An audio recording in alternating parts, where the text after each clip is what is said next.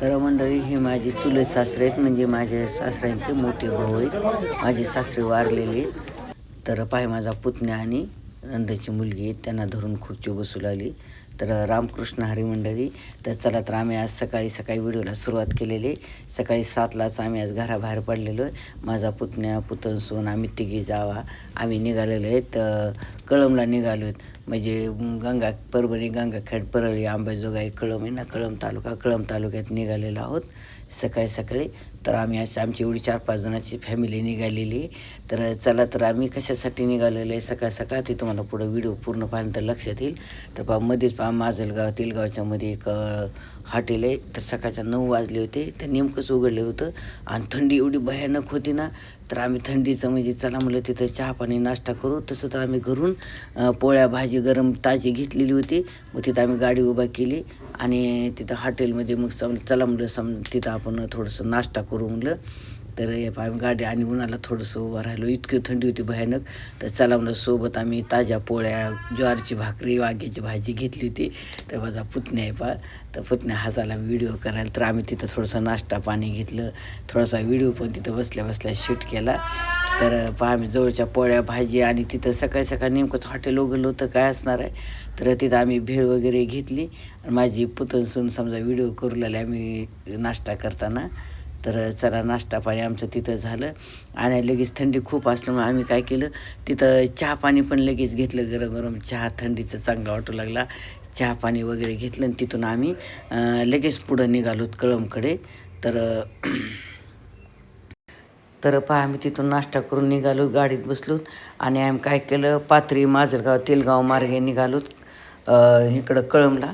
तर पहा, इकडं तेलगावच्या आणि माजलगावच्या मध्ये काहीतरी मांजरा धरण आहे. मांजरा नदी, तिथं एवढं पाणी होतं भयंकर ना, कारण यावर्षी पावसाळा खूप झाला ना. आणि तिथं म्हणे 12 महिने म्हणून तिथं पाणी असते म्हणतात. तर तिथं भरपूर असं पाणी होतं बघा, मस्त असा सीन घेण्यासारखा होता. आणि आम्ही नाही का गाडीत बसलं, पूर्ण काचं बंद केली होती, मधूनच आम्ही व्हिडिओ शूट करू लागलो थोडाफार. आणि त्या कळंब भागात नाही का कारखाने पण आहेत ऊसाचे.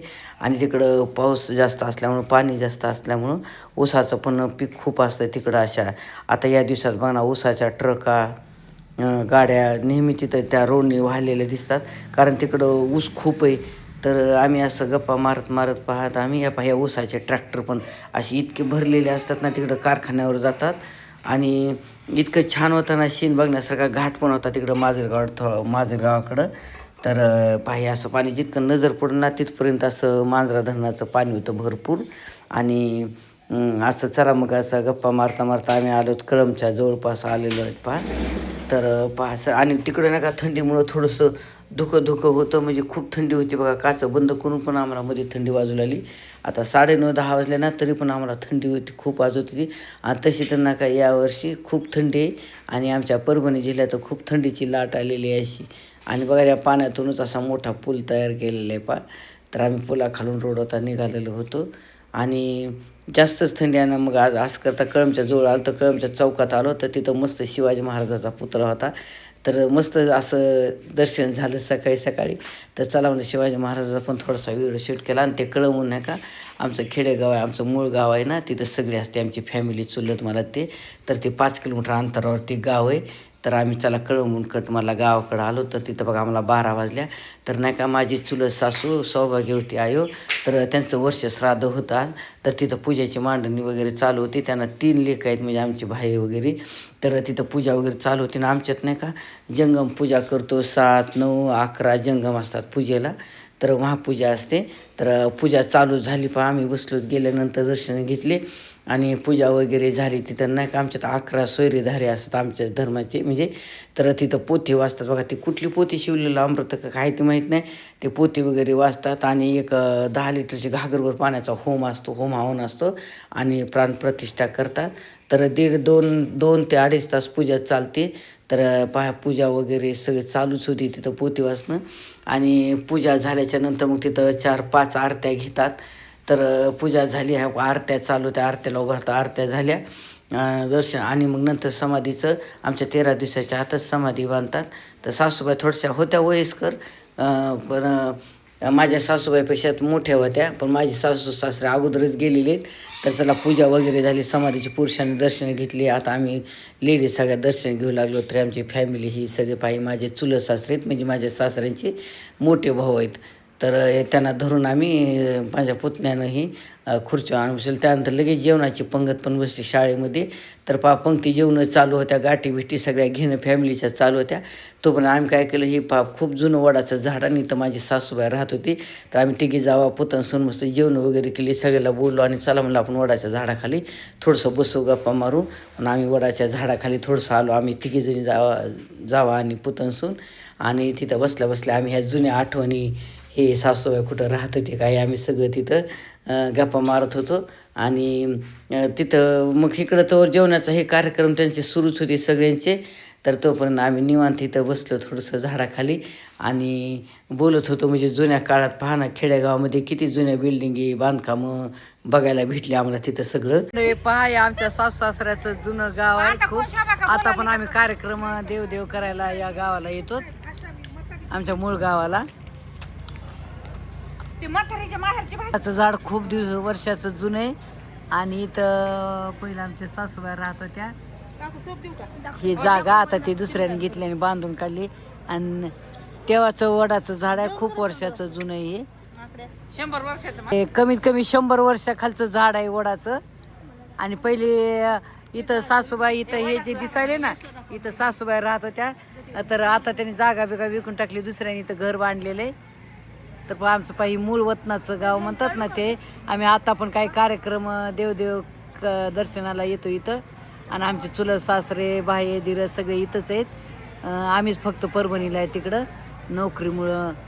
आणि पण आमचे सासरे मिलिटरीमॅन होते, त्यानं मिलिटरीची शेती सगळं आम्हाला तिकडंच झालं, आमची प्रॉपर्टी. पण आम्हाला असं देवाला त्याला कार्यक्रमाला इकडे यावं लागतं. तर ह्या 100 वर्षाखालचं वडाचं झाड आहे.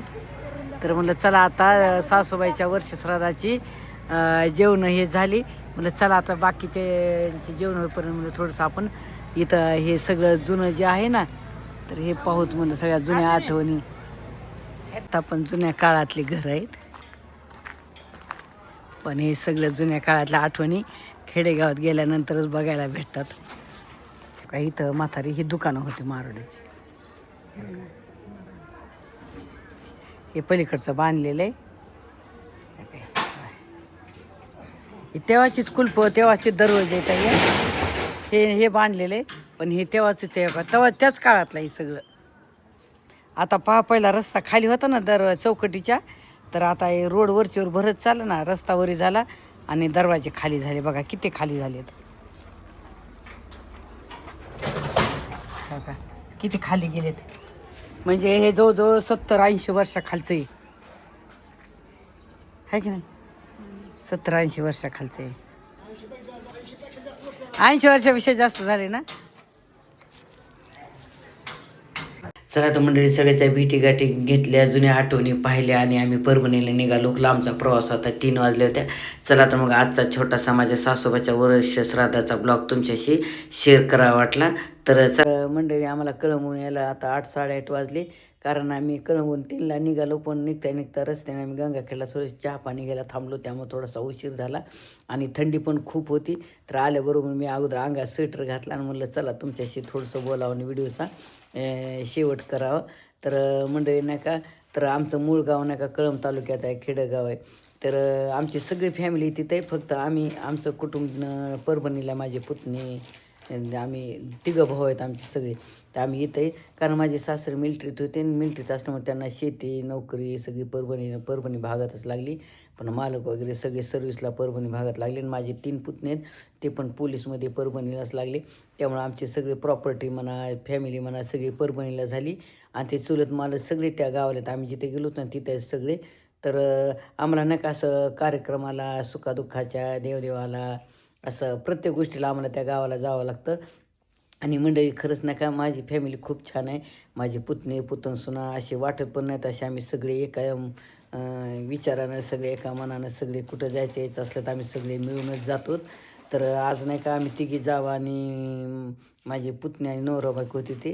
तर कारण आमचे दोघं भाऊ आमचे मालक आणि त्यांचे दोघं भाऊ गुवाहाटीला गेलेले आहेत कामाख्या देवीच्या दर्शनाला. तुम्ही तर मागच्या व्हिडिओमध्ये पाहिलेलेच आहेत.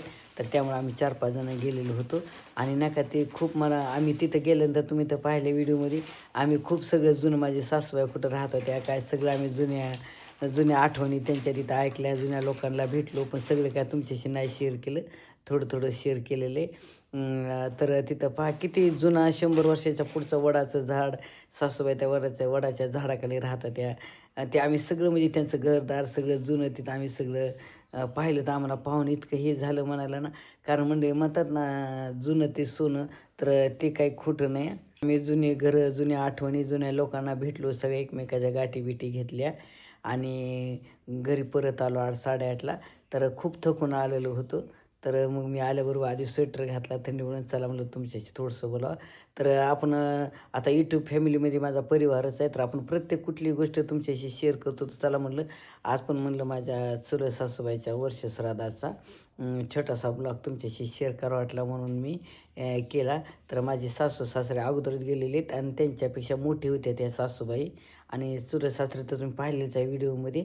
तर चला तर मग आज माझा छोटासा ब्लॉग आवडल्यास मला जरूर कमेंट करून सांगा आणि तुम्ही जर माझ्या चॅनलला नवीन असाल तर लाईक करा, शेअर करा आणि न विसरता सबस्क्राईब करा. चला तर पुन्हा भेटू पुढच्या एका नवीन व्हिडिओमध्ये. धन्यवाद. रामकृष्ण हरी.